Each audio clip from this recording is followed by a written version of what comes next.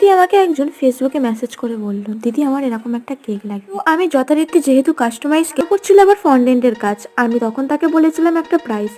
সে আমাকে বলছে, দিদি আমাকে এই কেকটা 200 টাকার মধ্যে করে দাও। তাকে একটা কথাই বললাম যে আমার দ্বারা কখনোই সম্ভব হবে না, তুমি অন্য কারোর কাছ থেকে নিয়ে নাও। হঠাৎই আমার সাথে একটা বাজে বিহেভিয়ার করতে শুরু করে। আমার কাছে কথা হচ্ছে, তোমার যদি পোষায় বাবু তুমি করো, না হলে তুমি অন্য কোথাও থেকে নিয়ে নাও। কাউকে তো আমি জোর করতে পারি না, তাই না? একটা কেক করতে গেলে কতটা খরচা হয় সেটা যারা করে, আর তার থেকেও বড় কথা যে পরিমাণে জিনিস নষ্ট হয় সেটা যারা করে তারাই জানে। এই কেকটা করতে করতে আমার কিন্তু জায়গাটা পুরো নষ্ট হয়ে গেছিল। আমাকে আবার ফুলগুলোকে তুলে নতুন করে সুন্দর করে বসাতে হয়েছে, যাতে কোনো রকম ভাবেই দেখা না যায়। হঠাৎই আমাকে মেয়েটা বললো, একটা কেক করতে লাগে কি, ডিম আর ময়দা দিলেই তো কেক রেডি হয়ে যায়। তো বোন তোমাকে বলছি, ডিম আর ময়দা আমার বাড়িতেও আছে, তুমি প্লিজ একটু এসে নিয়ে গিয়ে কেকটা নিজেই বানিয়ে। যাই হোক, আজ এই জন্য টাটা, দেখাবে নেক্সট অন্য কোনো ভিডিও দিয়ে। কেকটা কেমন লাগলো কমেন্টে জানতে ভুলো না।